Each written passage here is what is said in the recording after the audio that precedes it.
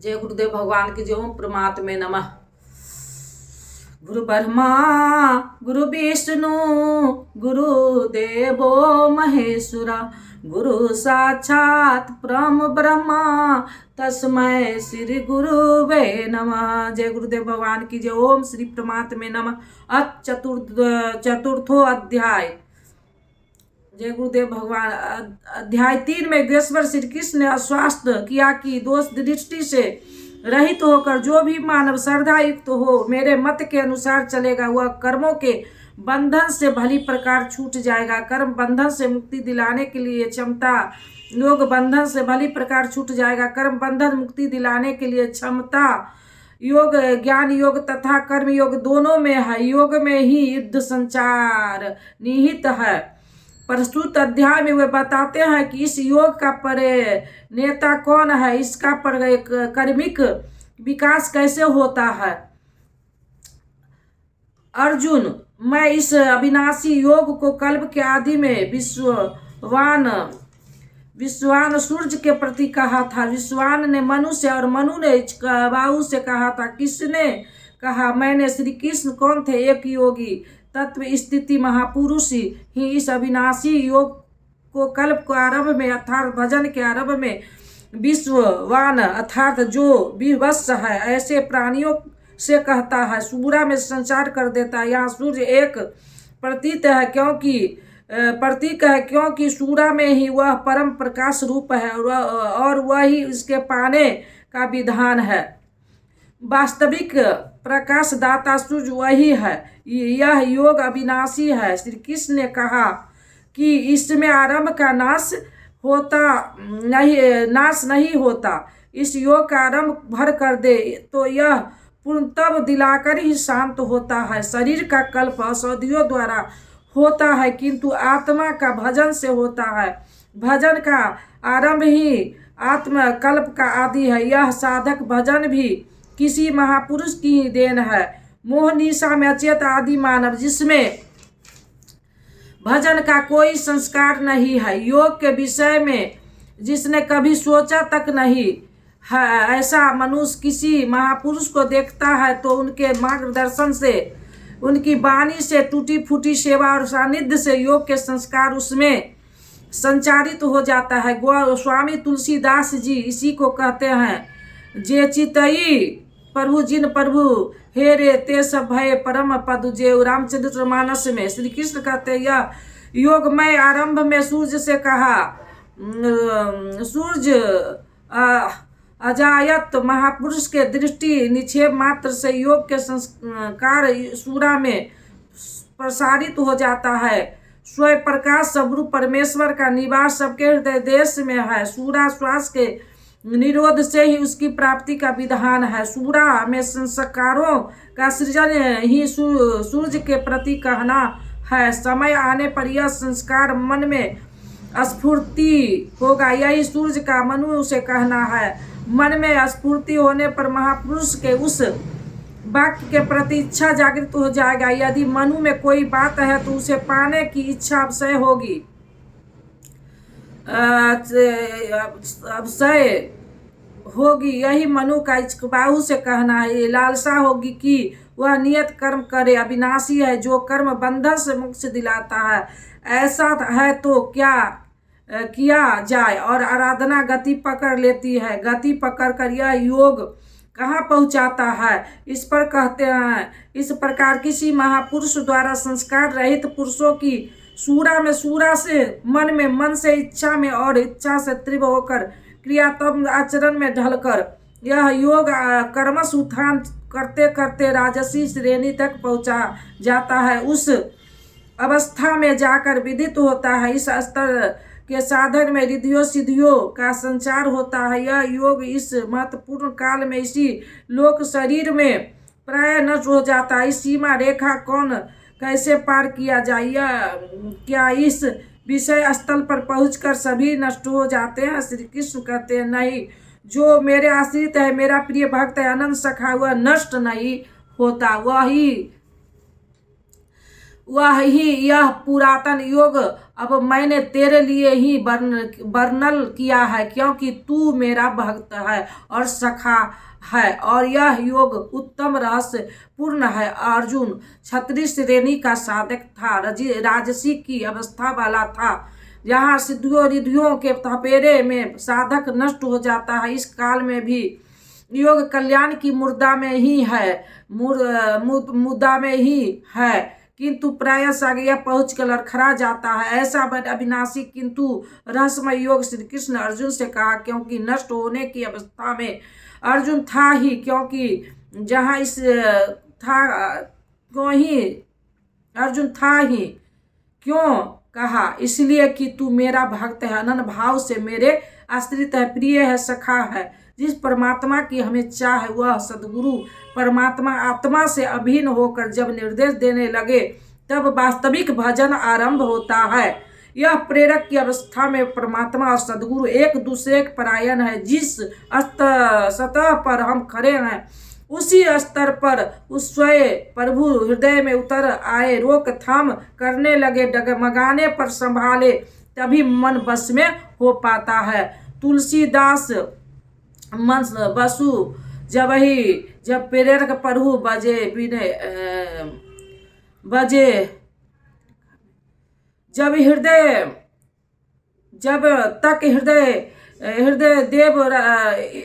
जब तक इष्ट देव रथी होकर आत्मा से अभिन्न होकर प्रेरक के रूप में खड़े नहीं हो जाते, तब तक सही मात्रा में प्रवेश ही नहीं होता। वह साधक प्रत्याशी अवश्य है, लेकिन भजन उसके पास कहाँ। पूज्य गुरुदेव भगवान कहा करते हो, हम कई बार नष्ट होते होते बच गए, भगवान ने ही बचा लिया, भगवान ने ऐसे बचाया। कहा, हमने पूछा, महाराज जी क्या भगवान भी बोलते हैं, बातचीत करते हैं? वे बोले, हाँ हो, भगवान ऐसे बतियावत है जैसे हम और तुम बतियावत है, घंटों बतियाते हैं और कर्म न टूटे। हमें उदासीन हुई और आश्चर्य भी कि भगवान कैसे बोलते होंगे, यह तो बड़ी नई बात है। कुछ देर बाद महाराज जी बोले, हाँ हो, घबराहट काहे के हो, तोहू से बतियाई है। अक्षरत सत्य था उनका कथन, और यही संख्य भाव है। सखा की तरह वे निराकरण करते रहे, तभी इस नष्ट होने वाली स्थिति से साधक पार हो पाता है। अभी तक योगेश्वर श्री कृष्ण ने किसी महापुरुष द्वारा योग का आरंभ, उसमें आने वाली व्यवधान और उसमें पार पाने का रास्ता बताया। इस पर अर्जुन ने प्रश्न किया, भगवान आप इस जन्म के अपरम अब हुआ और मेरे अंदर सूरा का संचार बहुत पुराना है, तो मैं कैसे मान लूं कि इस योग को भजन के आदि में आपने ही कहा था। इस पर योगेश्वर श्री कृष्ण बोले, अर्जुन मेरे और तेरे बहुत से जन्म हो चुके हैं, परंतु पर उन सबको तू नहीं जानता, किंतु मैं जानता हूँ। साधक नहीं जानता, स्वरूप प्रश्न महापुरुष जानता है, अव्यक्त की स्थिति वाला जानता है। क्या आप सबकी तरह पैदा होते हैं? श्री कृष्ण कहते हैं, नहीं, स्वरूप की प्राप्ति शरीर प्राप्ति के भिन्न है। मेरा जन्म इन आंखों से नहीं देखा जा सकता। मैं अजन्मा अव्यक्त शाश्वत होते हुए भी शरीर के आधार वाला हूँ। शरीर अबधो जीव में कह आशा, मुए मुखी गुरु कहे स्वार्थी झूठा दे विश्वासा।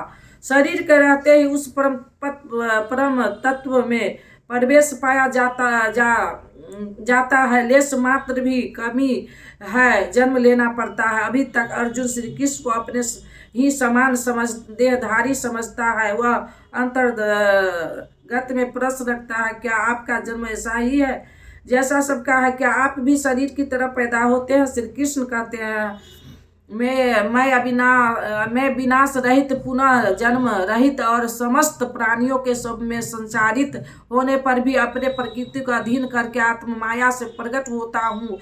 एक माया तो विद्या है जो प्रकृति में ही विश्वास दिलाती है, नीचे एवं अवधम योनियों का कारण बनती है। दूसरी माया आत्म माया जो आत्मा में प्रवेश दिलाती है, स्वरूप के जन्म का कारण बनती है। इसी को योग माया कहते हैं। इसमें हम विलग हैं, उस शाश्वत स्वरूप से यह जोड़ती है, मिलन कराती है। उस आत्मिक प्रक्रिया द्वारा मैं अपनी त्रिगुणमयी प्रकृति को अधीन करके ही प्रकट होता हूँ। प्रायः लोग कहते हैं कि भगवान का अवतार होगा तो दर्शन करेंगे।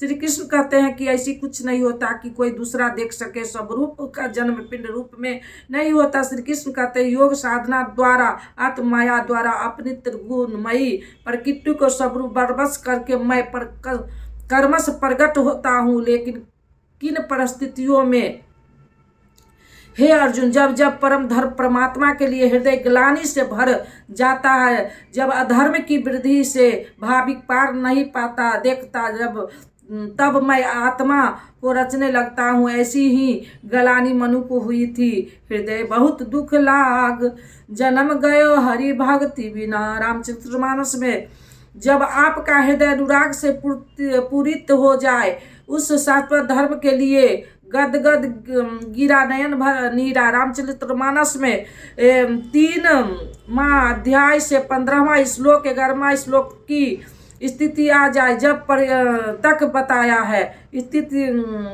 धर्म के लिए गदगद गिरा नयन भर लीला। रामचरितमानस में ऐसी परिस्थिति में अपने स्वरूप को रचता हूँ,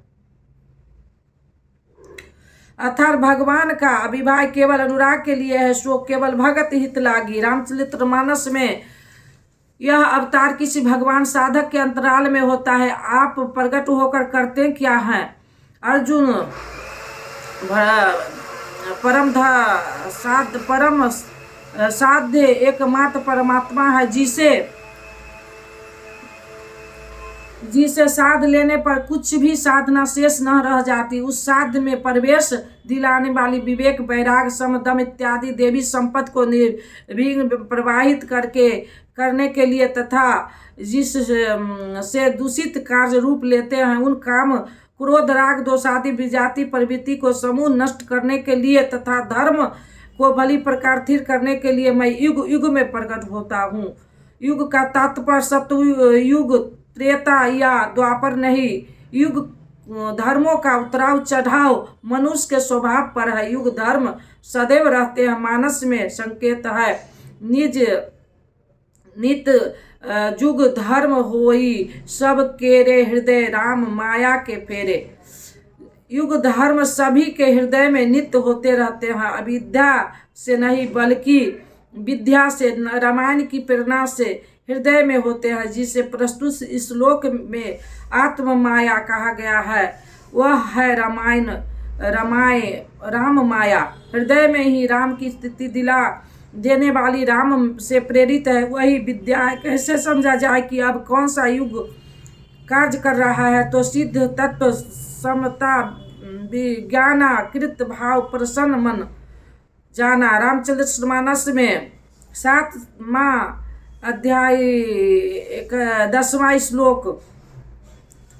जब हृदय में शुभ सद्गुण ही कार्यरत हो, राजसी तथा तामसी दोनों गुण शांत हो जाए, विषमताएं समाप्त हो गई हो, जिसका किसी से द्रोष न हो, विज्ञान अथवा इष्ट से निर्देश लेने और उस पर टिकने की क्षमता हो, मन प्रसन्नता है, पूर्ण संचार हो, जब ऐसी योग्यता आ जाए तो सत युग में प्रवेश मिल गया। इसी प्रकार 2 अन्य युग का वर्णन किया और अंत में तामस बहुत, रजोगुण थोड़ा, कली प्रभाव विरोध चौरा। तामसी गुण भरपूर हो किंचित, राजसी गुण भी उसमें हो, चारों ओर बैर और विरोध हो, तो ऐसी व्यक्ति कलयुगी है। जब तामसी गुण कार्य करता है तो मनुष्य में आलस, निंद्रा, प्रमाद का बाहुबल होता है। वह कर्तव्य जानते हुए भी उसमें प्रवृत्त नहीं हो सकता, निषिद्ध कर्म जानते हुए भी उसमें निर्वृत्त नहीं हो सकता। इस प्रकार युग धर्मों का उतराव चढ़ाव मनुष्य के आंतरिक योग्यता पर निर्भर है। किसी ने इन्हीं योग्यताओं को 4 युग कहा है, तो कोई इन्हें 4 वर्ण का नाम देता है, तो कोई इन्हें ही अति उत्तम, मध्यम और निष्कृष्ट 4 श्रेणी के साधक कहकर संबोधित करता है। प्रत्यक्ष युग में इष्ट साध देते हैं। हाँ, उच्च श्रेणी में अनुकूलता की भरपूरता प्रतीत होती है। निर्मय योगों में सहयोग क्षीण प्रतीत होता है। संक्षेप में श्री कृष्ण कहते हैं, साध्य वस्तु दिलाने वाली विवेक, वैराग इत्यादि को निर्विघ्न प्रवाहित करने के लिए तथा दूषण के कारण काम क्रोध राग दोष इत्यादि का पूर्ण विनाश करने के लिए परम धर्म परमात्मा में स्थिर रखने के लिए मैं युग युग में अर्थात हर परिस्थिति हर श्रेणी में प्रकट होता हूँ, बशर्ते की गलानी हो। जब तक इष्ट समर्थन न दे तब तक आप समझ ही नहीं सकेंगे कि विकारों का विनाश हुआ अथवा अभी कितना शेष है। प्रवेश से पराकाष्ठा पर्यंत इष्ट हर श्रेणी में हर योग्यताओं के साथ रहते हैं। इन प्रगट अनुराग के हृदय में होता है। भगवान प्रकट होते हैं तब तो सभी दर्शन करते होंगे। श्री कृष्ण कहते हैं नहीं अर्जुन, मेरा वह जन्म अर्थात गलानी के साथ स्वरूप की रचना तथा मेरा कर्म अर्थात कृत्यों के कारणों के विनाश साध्य वस्तु दिलाने वाली क्षमताओं का निर्दोष संचार कर धर्म की स्थितिता यह कर्म और जन्म दिव्य अर्थात एकलौकी है। एक लौकी नहीं, इन चरम छुओं से उसे देखा नहीं जा सकता, मन और बुद्धि से मापा नहीं जा सकता। जब इतना गुड है तो उसे कौन देखता है? कौन है? केवल योग व्यतीत तत्वदर्शी ही मेरे इस जन्म और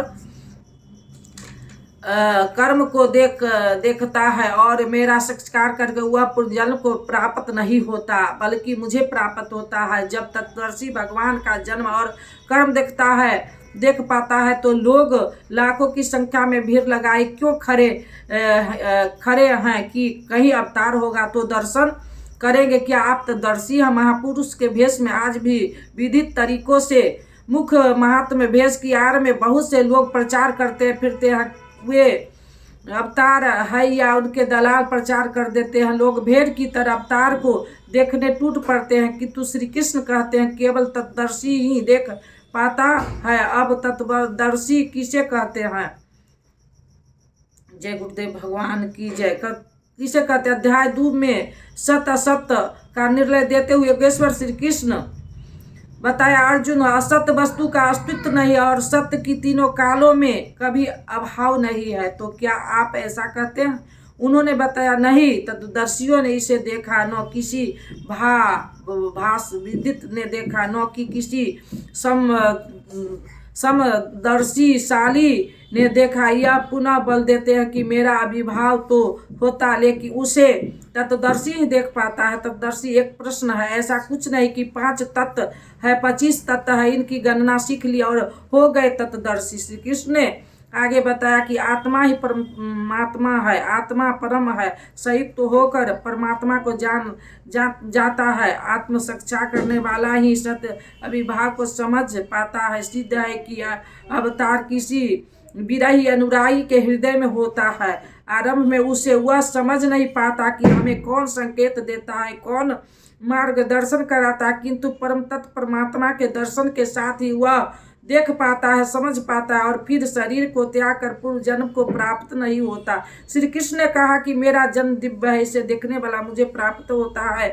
तो लोग इनकी मूर्ति बना ली, पूजा करने लगे, आकाश में कहीं उनके निवास की कल्पना कर ली। ऐसा कुछ नहीं है। उन महापुरुष की अवश्य केवल इतना ही है कि यदि आप निर्धारित कर्म करें तो पाएंगे कि आप भी दिव्य हैं। आप जो हो सकते हैं वह मैं हो गया हूँ, आपकी संभावना हूँ, आपका ही भविष्य हूँ। अपने भीतर आप जिस दिन ऐसे पूर्णता पालोगे तो आप भी वही होगे जो श्री कृष्ण है। जो श्री कृष्ण का स्वरूप है वही आपका भी होगा। हो सकता है अवतार कहीं बाहर नहीं होता। हाँ, यदि अनुराग पूर्ति हृदय हो तो आपके भीतर भी अवतार ही अनुभूति संभव है। वो आपको प्रोत्साहन करते हैं कि बहुत से लोग इस मार्ग पर चलकर मेरे स्वरूप को प्राप्त कर चुके हैं। राग और विराग दोनों से परे बीत रांग तथा इसी प्रकार भय अभय क्रोध अक्रोध दोनों से परे अनभाव से अर्थात अहंकार रहित मेरी शरण हुए बहुत से लोग ज्ञान तप से पवित्र होकर मेरे स्वरूप को प्राप्त हो चुके हैं। अब ऐसा होने लगा है ऐसी बात नहीं है। यह विधान सदैव रहा है। बहुत से पुरुष इसी प्रकार से मेरे सबरूप प्राप्त हो चुके हैं। किस प्रकार जिनका हृदय अधर्म का बुद्धि देखकर परमात्मा के लिए गलानी से भर गया, उस स्थिति में मैं अपने सबरूप को रचता हूँ, ये मेरे ही सबरूप को प्राप्त होते हैं। इसे योगेश्वर श्री कृष्ण ने तत्व दर्शन कहा, उसे ही अब ज्ञान कहते हैं। परम तत्व है परमात्मा, उसे प्रत्यक्ष दर्शन के साथ जानना ज्ञान है। ऐसे जानकारी वाले ज्ञानी मेरे स्वरूप को प्राप्त करते हैं। यहाँ यह प्रश्न पूरा हो गया। अब वे योग्यता के आधार पर भजने वाले का श्रेणी विभाजन करते हैं। जय गुरुदेव भगवान की जय। 11वां श्लोक, चतुर्थ अध्याय का 11वां श्लोक संपूर्ण हुआ। कल से 11वां श्लोक से शुरू करेंगे। जय गुरुदेव भगवान की जय। अब दे दो गीता ज्ञान मिटे अज्ञान, गुरु जी हमारे हम आए शरण तुम्हारे। बालकपन खेलन में खोया, जौवन निद्रा में तू सोया, भय वृद्ध तो हो गई जर्जर कात हमारे, हम आए शरण तुम्हारे। सुत मात पिता बंधव धारा, नस्बर संबंध है सारा, जाएंगे संग शुभा शुभ कर्म हमारे, हम आए शरण तुम्हारे। गुरु कर में जग की माया में सुख पाता था इस काया में, निज ज्योति से ज्योति जगाओ गुरु जी हमारे, हम आए शरण तुम्हारे। सेवक पर स्वामी दया करो, भवभय बंधन आप हरो, कर्मों के दोष न देखो आप हमारे, हम आए शरण तुम्हारे। गुरु चरणों में ये अर्जी है, आगे प्रभु आपकी मर्जी है, गुरु कृपा मिले तो जागे भाग हमारे, हम आए शरण तुम्हारे। अब दे दो गीता ज्ञान मिटे अज्ञान, गुरु जी हमारे, हम आए शरण तुम्हारे। बोलो श्री राम जय राम जय जय राम, बोलो श्री राम जय राम जय जय राम।